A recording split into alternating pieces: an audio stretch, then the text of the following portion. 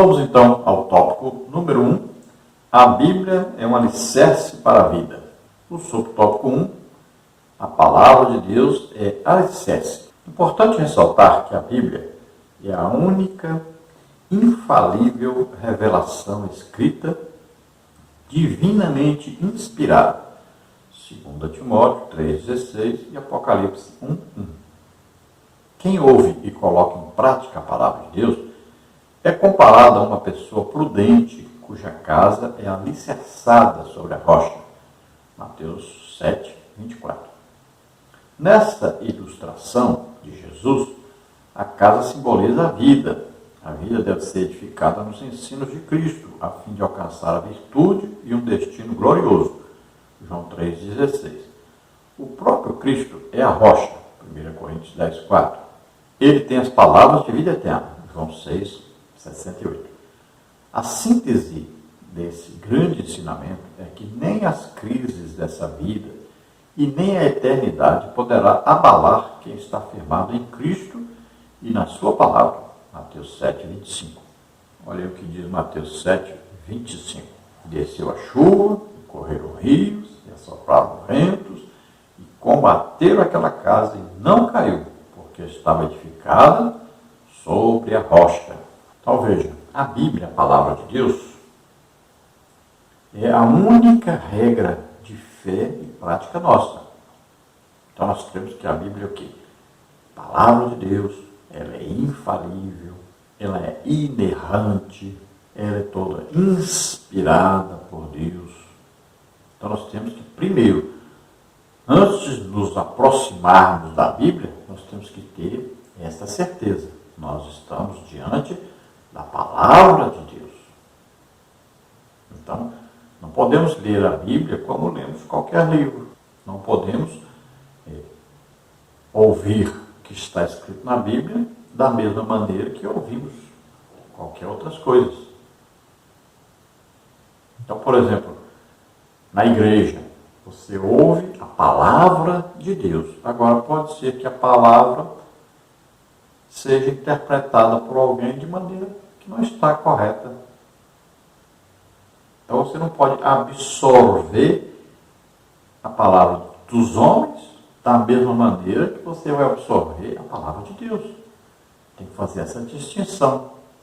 Muitas vezes, aquele que está ensinando ou pregando a respeito da palavra de Deus está dando uma interpretação errônea daquilo que está escrito na palavra de Deus. Então, o que vai nos mudar, nos transformar, o que é o correto, o que é certo, o que vem diretamente de Deus, é a palavra de Deus. Por isso nós temos visto aí tanta gente assistindo vídeos pela internet, pregações e tal, e louvores e tal, mas a vida da pessoa não tem crescido, não tem desenvolvido espiritualmente. Porque não tem o quê? Comunhão realmente com Deus e sua palavra. Mas está ouvindo como se fosse uma história contada pelas pessoas.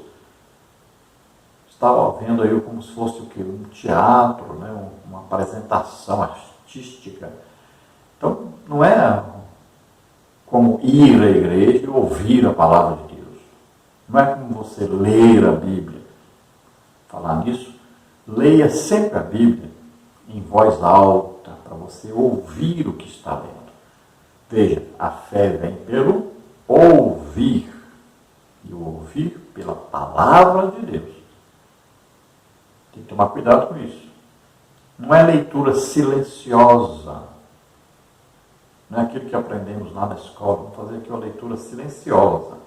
Você lê, mas não vai fazer barulho, não vai falar alto. Não, é o contrário. Quando você ler a Bíblia, procure ler para você ouvir o que está lendo. Porque esse ouvir a palavra de Deus vai gerar fé, vai trazer maior conhecimento de Deus, maior proveito daquilo que você está lendo. Agora, não é só ouvir, tem que colocar em prática. Tem que fazer com que essa palavra penetre e você abra o coração para obedecer aquilo que está lendo. Nós hoje temos um problema sério, né, que é o politicamente correto. Então as pessoas estão falando só aquilo que agrada aos outros. E a verdadeira, legítima palavra de Deus, que corrige, que transforma, não está sendo pregada nem ensinada. O que nós chamamos de parábola dos dois fundamentos, ou dos dois alicerces. Né? Então Jesus, relatando em Mateus 7, versículos 24 a 27, ele fala sobre esta parábola. E aí ele vai falar sobre os dois tipos que existem de pessoas. Existe uma pessoa que ouve a palavra de Deus, guarda e pratica esta palavra. Já existe outra pessoa que ouve a palavra de Deus, mas não obedece, não guarda, não coloca em prática. Então ele compara.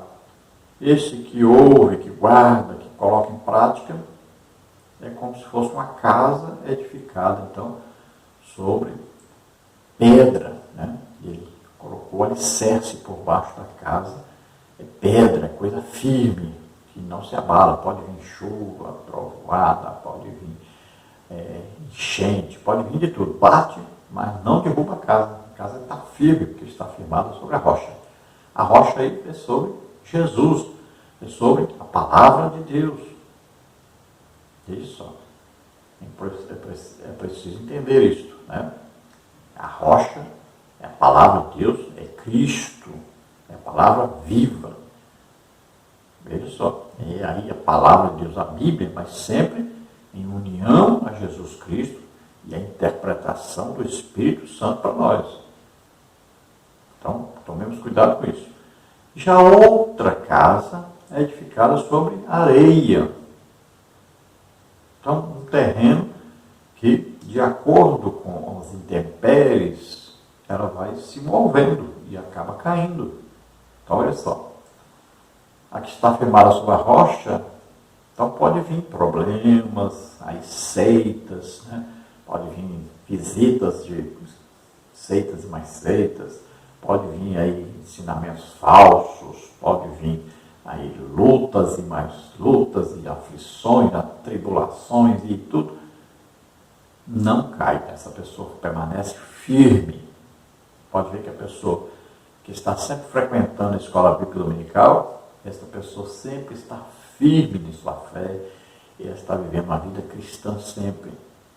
Agora, aquelas pessoas que não congregam, pessoas que também não gostam de escola bíblica dominical, não gostam de ensino, né, ouvir o ensino da palavra de Deus, são pessoas que vivem inconstantes, têm uma vida espiritual muito fraca, estão sempre com problemas, né? Sempre dependendo de ajuda, porque não estão firmados realmente na palavra de Deus. Muitas delas estão firmadas em homens e não em Deus, e não na palavra de Deus, e não em Jesus Cristo. Subtópico 2, a palavra de Deus é luz. Os salmos declaram que a palavra de Deus é lâmpada para os pés e luz para o caminho. Salmo 119, 105. Significa que a Bíblia possui orientações para cada passo do nosso viver e instruções para todo o curso da nossa vida. Pedro fala da palavra como uma luz que alumia em lugar escuro, segundo de Pedro 1,19. Quer dizer que a luz das Escrituras dissipa a escuridão espiritual e nos conduz em segurança pelo caminho da vida eterna. Cristo diz: eu sou a luz do mundo. Quem me segue não andará em trevas. João 8, 12. E Paulo ensina que devemos andar como filhos da luz. Efésios 5, 8. Isto é, afastados da prática do pecado. 1 João 3, 6. Então, lâmpada para os pés, luz para o caminho. Então, lâmpada para os pés é coisa particular nossa, aquela luz que está conosco, ligada a nós. Então, olha só, aí a leitura, o estudo da Bíblia, né? O absorver esta palavra na nossa vida, colocar em prática, aí o nosso relacionamento direto com Deus vai nos fortificando cada dia mais, vai nos dando maior intimidade, comunhão com Deus. Nós vamos crescendo sempre no conhecimento de Deus, na graça de Deus. Agora fala de luz. Então a luz ilumina o caminho, né? Nos mostra o caminho a seguir, nos orienta a obedecer a palavra de Deus e colocar em prática essa palavra na nossa vida cotidiana, no nosso viver cristão, na nossa prática cristã. Então nós vamos agora ter aí uma iluminação por onde seguir, o que fazer. Vamos ver aí qual a vontade de Deus para nós, qual a obra de Deus a que nós devemos aí, nos submeter a realizar. Então tudo isso vem com esse brilho dessa luz. Então Jesus Cristo diz que nós temos que brilhar como luz. Paulo ensina que nós temos que brilhar como luz. Então os homens vão ver que a nossa luz, vão ver a luz brilhante e vão ver que esse é o caminho correto. Então agora a luz não tem a ver só conosco, só nossa intimidade com Deus, nossa vida íntima com Deus, mas agora a nossa vida com os outros. Então a luz vai guiar, né, as pessoas para Deus. Enquanto a lâmpada nos guia sempre a comunhão com Deus vertical, a luz nos guia a comunhão com os outros, conduzindo as pessoas para Deus. Talvez Jesus diz: eu sou a luz do mundo, quem me segue não andará em trevas, sabe? É uma luz que ilumina o caminho para que outros descubram o caminho. Aí Paulo diz que nós devemos andar na luz, olha só. Então, o caminho na luz, e ele diz que andando nessa luz, nós vamos nos manter o quê? Afastados do pecado. Né? Então, esse caminho nós vamos seguindo, e nós vamos seguindo sempre obedecendo a palavra de Deus, sempre lendo, meditando, escutando a palavra de Deus. Então, o caminho nosso, o final desse caminho sempre nos conduz a Jesus, a vida eterna. Subtópico 3, a palavra de Deus é imutável. Tendo a inspiração divina como pressuposto, ratificamos novamente que a palavra de Deus é a nossa autoridade final de fé e prática, segundo de Pedro 1:21. A Bíblia difere de outros livros porque seus ensinos são fidedignos e confiáveis, não erram e nem falham, como está em João 10:35. Desse modo, o texto bíblico permanece inalterado, Marcos 13:31. Por conseguinte, os princípios bíblicos têm aplicação hoje, assim como tiveram antigamente, Isaías 55:11. Os padrões da ética e da moral cristã não sofrem mudanças, 1 de Pedro 1:20. Portanto, os valores cristãos são permanentes, pois a fonte de autoridade é permanente, Mateus 5:18. Assim sendo, o comportamento e o caráter do cristão se alicerçam nas doutrinas bíblicas, Efésios 2:20. Veja o que diz aí, 2 de Pedro 1:21. Sabendo primeiramente isto, que nenhuma profecia da Escritura é de particular interpretação, porque a profecia nunca foi produzida por vontade de homem algum, mas os homens santos de Deus falaram inspirados pelo Espírito Santo. Então veja que a palavra de Deus, toda a palavra de Deus, a Bíblia, ela foi inspirada pelo Espírito Santo.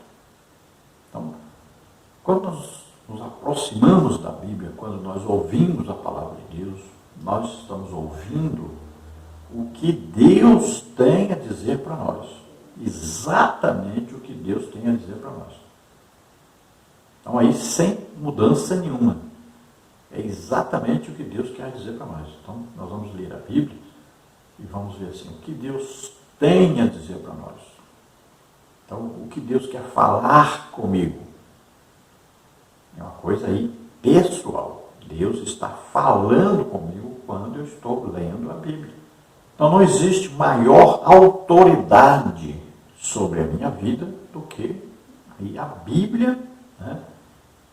Claro, sempre submissos a Deus. Nós vamos ler a Bíblia como palavra de Deus, nós vamos nos submeter a essa palavra, porque a palavra é de Deus. Então, o que nós lemos ali é digno de confiança. Nós podemos ler com certeza absoluta que aquilo ali vem de Deus para nós, que vai nos corrigir, que vai nos auxiliar na nossa vida. tanto com Deus quanto para com os outros. Agora, nós não podemos ler a Bíblia e falar assim, não, isso aqui é para aquele tempo, não serve para hoje. Nós vamos contextualizar. Isso aqui não serve para nós hoje. Nós não podemos falar isso aqui na igreja, porque vai ofender, vai causar problema, porque fulano de tal dá um bom dízimo, uma boa oferta, e está nessa situação. Se eu falar isso na igreja, ele vai sair da igreja. Veja só. Não existe politicamente errado ou politicamente certo dentro da palavra de Deus. Existe exatamente o que é certo e o que é errado. E tem que ser falado na igreja tanto o que é certo quanto o que é errado. Temos que tomar esse cuidado. Olha, cada dia mais nós temos visto que só se fala aquilo que agrada as pessoas. Então as pessoas estão sem correção. Não leem a Bíblia em casa. Quando lê alguma coisa, não absorve. Se alguma coisa que leu está dizendo que está errado, então despreza o que leu. E tem muita gente fazendo Bíblia aí, com traduções para agradar as pessoas, retiram até coisas que condenam seus atos pecaminosos. Então nós estamos vivendo uma época que as pessoas estão querendo só ser agradadas. Não querem ouvir a palavra de Deus legítima, não querem ser corrigidas pela palavra de Deus. E vão acabar o quê? Sendo condenadas pela própria palavra que desprezaram. Então vamos mudar de atitude ante a palavra de Deus. Vamos ouvir, vamos ler, vamos estudar, vamos meditar, nós vamos absorver e colocar em prática na nossa vida. Então na Bíblia existem padrões aí, né? Os padrões de fé, de vida em santidade. Aí vamos aprender os valores cristãos, vamos aprender sobre moral. Então o nosso comportamento, o nosso caráter cristão sempre baseados na Bíblia, na palavra de Deus. No tópico 2 nós temos a Bíblia nos torna pessoas sábias. Subtópico 1, o conceito de sabedoria. O substantivo hebraico para sabedoria é Rockman, e o seu correspondente em grego é Sofia. Ambas as palavras têm o sentido de habilidade, experiência e qualidade de quem é sábio. A obra Teologia Sistemática, uma perspectiva pentecostal, Stanley Horton, assegura que a sabedoria reúne o conhecimento da verdade com a experiência do cotidiano. Significa que o conhecimento absorvido pela mente deve ser aplicado em todas as situações da vida. Provérbios 4, de 5 a 8. Nesse aspecto, o conhecimento sem a prática não produz sabedoria. Provérbios 3, 7. Olha, nós temos, no nosso blog aí os ensinos escritos. Então lá tem todas as palavras lá com seus originais, tanto no hebraico quanto no grego. Então você adquire lá, tudo grátis. Você entra aí no blog e você estuda o que está escrito. Também todos os slides, essas figuras ilustrativas que usamos aqui, estão lá gratuitamente. E os vídeos nós fazemos aqui 3 partes, depois juntamos tudo numa parte só. Então, na quarta-feira, quinta-feira, então, uma parte só, pronta. Se você deseja, então, entrar em um dos nossos grupos e receber sempre esse material, aí eu passo sempre em PDF, o que está escrito também as figuras ilustrativas. Então, você entra em contato conosco. Meu telefone está aí, meu WhatsApp é esse aí, 99991520454. Você pode querer que eu passe para você pelo WhatsApp, eu posso passar pelo WhatsApp e posso também passar pelo Telegram. No Telegram nós estamos com quase 1000 pessoas lá no nosso grupo, onde nós passamos também esses vídeos, passamos a escrita em PDF, passamos os slides em PDF também. Então, entre em contato e nós passaremos para você todo esse material sempre. Então sabemos aí que a sabedoria reúne o conhecimento da verdade com a experiência do nosso viver cotidiano. Então, olha só, nos dá aí a condição para vivermos corretamente. Então, nós temos que conhecer a teoria, a palavra de Deus. É teórico até quando? Até nós colocarmos em prática. Então, só a teoria não vai mudar nada. Temos que ler, estudar, meditar e absorver em nossa vida, no nosso viver, colocar em prática isto. Olha aí, Provérbios 4, 5 a 8. Adquire a sabedoria, adquire a inteligência, e não te esqueças nem te apartes das palavras da minha boca. Não desampares a sabedoria, e ela te guardará. Ama-a, e ela te conservará. A sabedoria é a coisa principal. Adquire, pois, a sabedoria. Sim, com tudo que possuis, adquire o conhecimento. Exalta, e ela te exaltará. E abraçando-a tu, ela te honrará. Então, a sabedoria vem com o conhecimento da palavra de Deus e a absorção dessa palavra de Deus. Então, não é só conhecer, mas também o absorver, o praticar essa palavra, colocar em prática na nossa vida. Aí vai trazer a sabedoria legítima, verdadeira, de Deus. Então não é só sabedoria para, vamos dizer, sabedoria para enriquecer, sabedoria para ensinar, para pregar. Não é esse tipo de sabedoria que estamos falando. Estamos falando de sabedoria para colocar em prática na nossa vida, para nós termos a salvação e vida eterna com Deus. Sabedoria para podermos viver em comunhão com Deus. Então, tudo depende disto. Toda a nossa vida vai depender de nossa comunhão com Deus, de nosso conhecimento que nós temos com Deus, nossa intimidade com Deus. E nós vamos o quê? Passando isso, né? Nós vamos o quê? Compartilhando isso com as outras pessoas. No tópico 2, Deus é a fonte da sabedoria. A sabedoria é um dos atributos divinos. Daniel 2:20, Romanos 16:27. Portanto, Deus é a sua fonte. Provérbios 2:6, Efésios 1:16-17. A sabedoria divina é inescrutável. Romanos 11:33. Toda a sabedoria dos santos provém da parte de Deus. Efésios 1:8-9. Em resumo, visto que Deus é a verdadeira sabedoria e as suas palavras e seus atos são igualmente sábios, Salmos 19:7, Provérbios 3:19, nesse sentido, todos que vivem de acordo com os preceitos da palavra de Deus são considerados pessoas sábias. 1 Coríntios 2:6 e 7.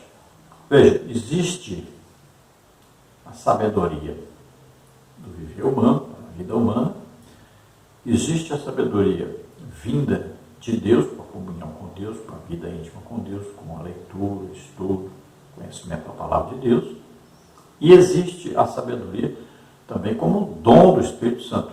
Já a palavra, né, de sabedoria. Essa palavra de sabedoria tem a ver com a revelação de algo que vai acontecer no futuro.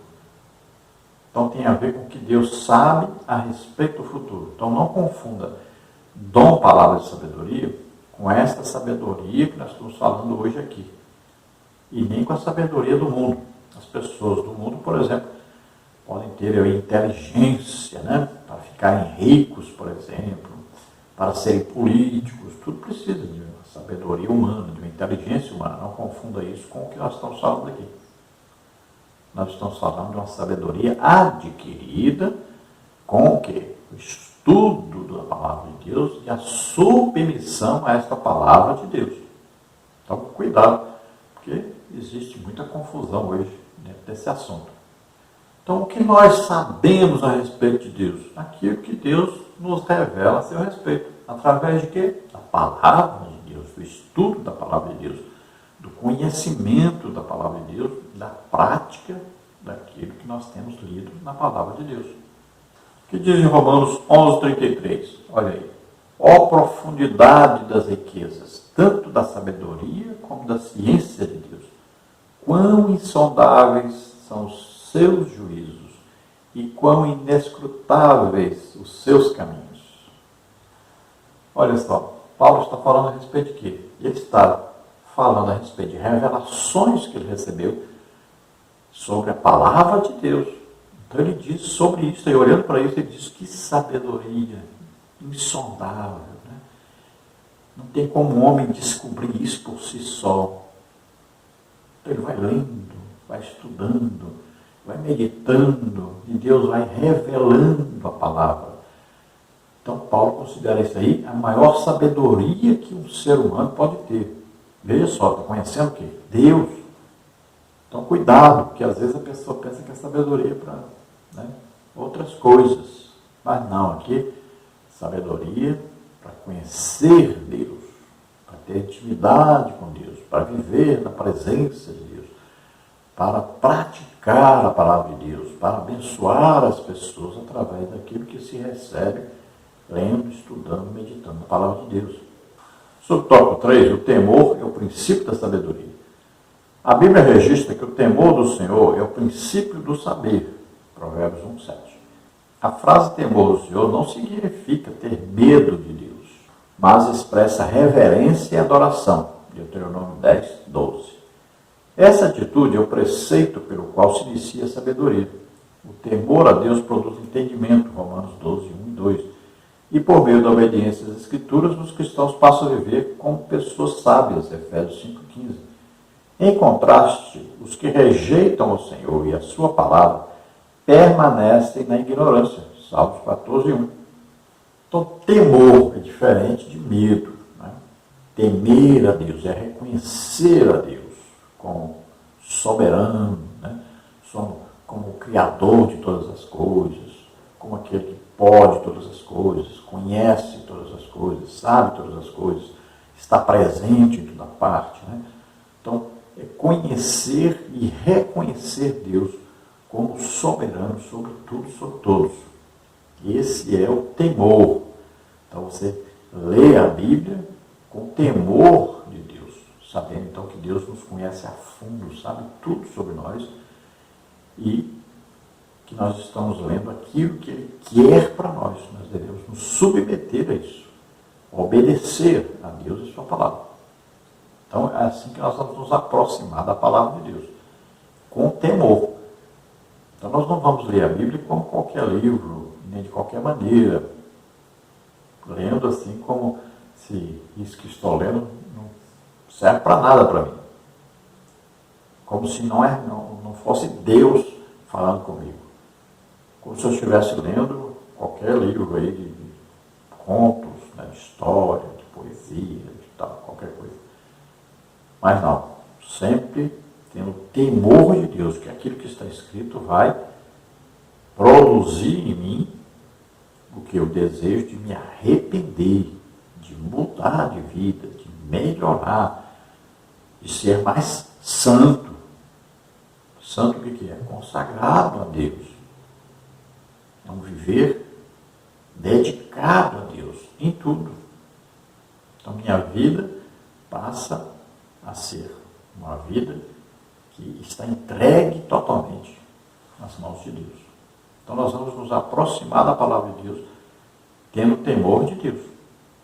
Então muito cuidado, porque aquele que se aproxima da Bíblia desconsiderando a Deus, não dando o devido valor a esta palavra, então ele vai atrair, ao invés de bênção, atrair maldição sobre ele.